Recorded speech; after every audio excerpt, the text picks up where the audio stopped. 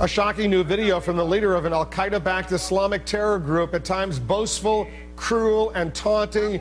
He takes responsibility for the mass kidnapping of more than 200 schoolgirls, and he's vowing to sell them.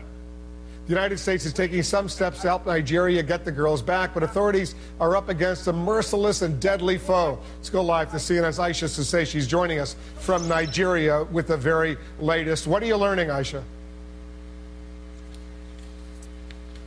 Well, Wolf, this video that emerged today with the leader of Boko Haram is gut-wrenching and, quite frankly, just sickening. It has been 3 weeks since these 200-plus girls were snatched from their school in northeastern Nigeria. Until today, there had been no claim of responsibility. And today, we heard from the group that says they are responsible, and it only deepened the anxiety and the desperation being felt by the families of these girls and the people of Nigeria. New horrors from a brazen and increasingly dangerous terrorist organization. A man claiming to be the leader of the Islamic militant group Boko Haram is promising a grim fate for 223 Nigerian girls, kidnapped in the dead of night during a fiery attack on their school 3 weeks ago. I abducted your girls. I will sell them in the market, by Allah.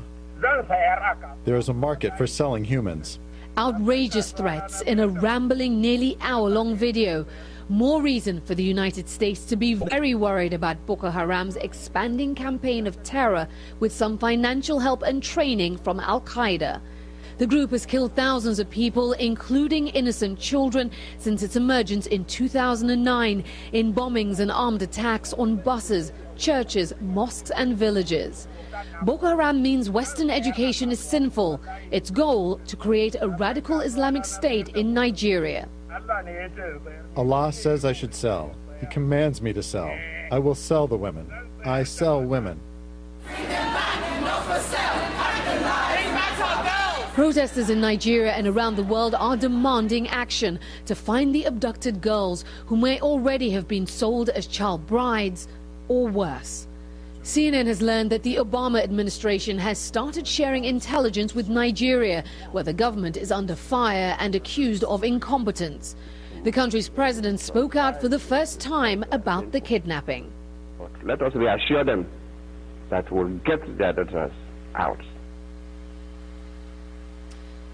Well, the president saying that he will do everything he can, him and his security forces, to find these girls, but also admitting in that first on-camera statement that he made on Sunday to Nigerians that they simply don't know where those girls are. In a conversation that I had with Nigeria's finance minister just a short time ago, she stressed that Nigeria is open to help. They are asking for help from the international community to help them find these girls. Wolf. What a heartbreaking story this one is. Aisha, thank you very much. Aisha Sase reporting live from Nigeria. Let's a little closer look at this desperate kidnapping situation. The deadly terror group, which has been leaving a trail of blood across Nigeria. Joining us now, our national security analyst Peter Bergen, who studied this horrible, horrible group, Boko Haram. It literally means, translated from the local language, Western education is sinful. And they'll go after Muslims, they'll go after Christians. They just don't believe that girls should get an education.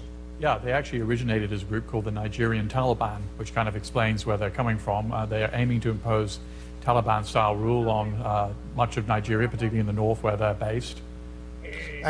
Most Americans have never heard of this group, Boko Haram, but it does have links to al-Qaeda and al-Qaeda affiliated groups. Yeah, al-Qaeda in the Islamic Maghreb, which is a North African al-Qaeda affiliate, has given money to Boko Haram in the past. There is reporting suggesting that Osama bin Laden was in communication with the leadership of this group. There is no indication that Boko Haram is affiliated to al-Qaeda formally, or that al-Qaeda is affiliated with Boko Haram, but there are certainly some links. I mean, are they growing now? Are they increasing their influence in Nigeria? Because it's not just Nigeria. They've got influence in other African countries as well. I think they are growing. I mean, Amnesty International released a report on Saturday indicating that 1,500 people have been killed in violence just in the last 3 months, Wolf. Violence between these kinds of groups and the government.